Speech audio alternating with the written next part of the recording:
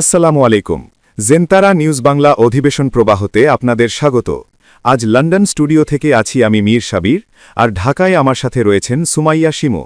চলুন শুরু করি আজকের গুরুত্বপূর্ণ সংবাদ। জানিয়ে দিব আজকের গুরুত্বপূর্ণ সব আপডেট আন্তর্জাতিক সংবাদ। প্রথমেই জানিয়ে দিব দিশেহারা ট্রাম্প, কানাডা এবার বিশাল ধাক্কা দিল যুক্তরাষ্ট্রকে।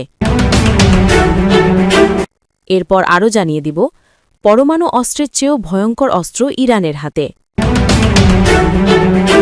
এবং সর্বশেষ জানিয়ে দিব শান্তি চুক্তি প্রচেষ্টা ব্যর্থ হওয়ার পর আবারও যুদ্ধের শঙ্কা ইরানে। শুনছিলেন সংবাদ শিরোনাম, এখন বিস্তারিত। তবে তার আগে অনুরোধ থাকবে এই ভিডিওটিতে একটি লাইক, কমেন্ট এবং চ্যানেলটি সাবস্ক্রাইব করে জানিয়ে দিন কোন জেলা থেকে বা কোথা থেকে আপনি আমাদের এই ভিডিওটি দেখছেন এবং শুনছেন।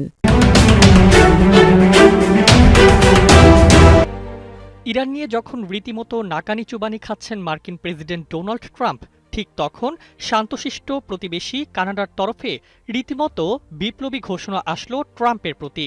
এ যেন একে একে মিত্রহারা হয়ে অসহায় নেকড়ের অবস্থা হয়েছে ট্রাম্প নেতৃত্বাধীন যুক্তরাষ্ট্রের। গতকাল দেয়া এক ভাষণে যুক্তরাষ্ট্রের ওপর প্রচণ্ড নির্ভরতা কমানোর ঘোষণা দিয়েছেন কানাডার প্রধানমন্ত্রী কার্নি। দিয়েছেন সামরিক ব্যয়ে বড় পরিবর্তনের ইঙ্গিত। কানাডার বর্তমান প্রধানমন্ত্রী একজন খ্যাতিমান অর্থনীতিবিদ, যিনি কানাডার সেন্ট্রাল ব্যাংক ও পরে যুক্তরাজ্যের কেন্দ্রীয় ব্যাংক তথা ব্যাংক অব ইংল্যান্ডের গভর্নর ছিলেন। তাই তার এই আর্থিক নীতির পরিবর্তনকে বিশেষ গুরুত্ব দিয়ে দেখছেন বিশ্লেষকরা। গতকাল মার্ক কার্নি বলেছেন, কানাডা তার সাময়িক ব্যয় ও সরঞ্জাম সংগ্রহে দীর্ঘদিনের যুক্তরাষ্ট্র নির্ভরতা কমাবে। একই সঙ্গে তিনি দেশের নিজস্ব শিল্প শক্তিশালী করা এবং বৈশ্বিক অংশীদারিত্ব বাড়ানোর প্রতিশ্রুতি দিয়েছেন। মন্ট্রিলে লিবারেল পার্টির জাতীয় সম্মেলনে বক্তব্য দিতে গিয়ে তিনি বলেন, আমাদের সামরিক ব্যয়ের প্রতি ডলারের 70 সেন্ট যুক্তরাষ্ট্রে পাঠানোর দিন শেষ। এই বক্তব্যে উপস্থিত প্রতিনিধিরা দাঁড়িয়ে অভিবাদন জানান। কার্নি অর্থনৈতিক সার্বভৌমত্ব ও জাতীয় ঐক্যের ওপর জোর দেন এবং ভবিষ্যৎ প্রকল্পে দেশীয় উপকরণ ও শ্রম ব্যবহারের পরিকল্পনা তুলে ধরেন। তিনি বলেন, আমরা কানাডিয়ান স্টিল, অ্যালুমিনিয়াম, কাঠ ও শ্রমিক দিয়ে শক্তিশালী কানাডা গড়ে তুলব। তিনি আরও উল্লেখ করেন, ডোনাল্ড ট্রাম্পের প্রশাসনের আরোপিত শুল্ক সহ ওয়াশিংটনের সঙ্গে বাণিজ্যিক উত্তেজনা বাড়ছে। তিনি ট্রাম্পের শুল্ককে তাৎক্ষণিক হুমকি হিসেবে চিহ্নিত করেন। সরকারের বাই কানাডিয়ান নীতির কথা তুলে ধরে কার্নি বলেন, এই উদ্যোগ দেশ জুড়ে অর্থনৈতিক ভিত্তি শক্তিশালী করবে এবং মার্কিন বাজারের ওপর নির্ভরতা কমাবে। তিনি জানান, আগামী এক দশকে যুক্তরাষ্ট্রের বাইরে কানাডার রপ্তানি দ্বিগুণ করার লক্ষ্য নির্ধারণ করা হয়েছে। পারমাণবিক অস্ত্রের চেয়েও শক্তিশালী কোনো অস্ত্র কি থাকতে পারে? বর্তমান বাস্তবতা বলছে হ্যাঁ, থাকতে পারে। 2 সপ্তাহের ভঙ্গুর যুদ্ধবিরতি, বিশ্ববাজারে অস্থিরতা আর সমুদ্রপথে আটকে থাকা তেলবাহী জাহাজ, সব মিলিয়ে ইরান যুক্তরাষ্ট্র সংঘাতে এক নতুন অশনি সংকেত এসেছে। এখানে পারমাণবিক শক্তি নয়, বরং বৈশ্বিক জ্বালানি সরবরাহ নিয়ন্ত্রণই হয়ে উঠেছে অস্ত্র মোকাবেলায় অন্য এক অস্ত্র।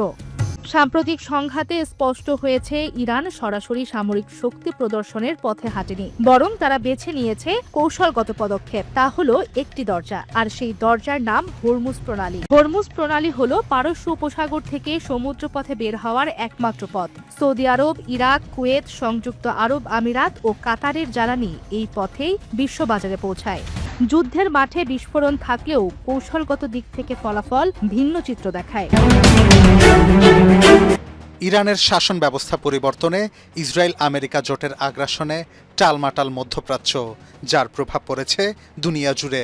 বিশ্বনেতারা এই সংকট নিরসনে সব পক্ষকে সহনশীল আচরণ করার আহ্বান জানালেও তেল আবিবের দখলদার মনোভাবের কারণে পিছু হটছে যুক্তরাষ্ট্র। এই বিষয়ে ইরানের পররাষ্ট্রমন্ত্রী বলেন, মার্কিন ভাইস প্রেসিডেন্টের সাথে আলোচনা যখন ইতিবাচক মোড় নিচ্ছিল, তখনই তাকে অন্তত 4 বার ফোন করে নির্দেশনা দেন ইসরায়েলের প্রধানমন্ত্রী। মার্কিন প্রেসিডেন্টের সাথেও কথা বলেন কমপক্ষে 12 বার। এরপরই আলোচনার মোড় নেয় অন্যদিকে, ভেস্তে যায় শান্তি প্রতিষ্ঠার সম্ভাবনা, যদিও দুপক্ষ এখনও সমঝোতার খুব কাছে রয়েছে বলেও দাবি করেন তিনি। এদিকে আলোচনা সফল না হওয়ায় ইরানকে দুষছে ট্রাম্প। এক পোস্টে তিনি বলেন, পাকিস্তান সংলাপ সফল হলো কিনা তাতে তার কিছুই আসে যায় না। উল্টো দাবি করেন, হরমুজ প্রণালী আমেরিকার আওতায় আনতে কাজ শুরু করেছে ইউএস নেভি, দেয়া হবে নৌ অবরোধ। পেন্টাগনের এই পরিকল্পনাকে জলদস্যুতা উল্লেখ করে ইরানের বিপ্লবী গার্ড বলছে, হরমুজের কাছাকাছি থাকা মার্কিন যুদ্ধজাহাজগুলোকে আরও পেছনে সরিয়ে দিয়েছে ইরানি নৌবাহিনী। একই সাথে নৌপথটি তেহরানের নিয়ন্ত্রণে থাকবে বলেও সাফ জানিয়ে দেয় বাহিনীটি। এমন পরিস্থিতিতে যুক্তরাষ্ট্রকে উত্তেজনা কমানোর আহ্বান জানিয়েছে চীন। এছাড়া সমুদ্রে পেতে রাখা মাইন অপসারণে জাপানের সহযোগিতা চাওয়া হলেও ওয়াশিংটনকে কোনো জবাব দেয়নি টোকিও।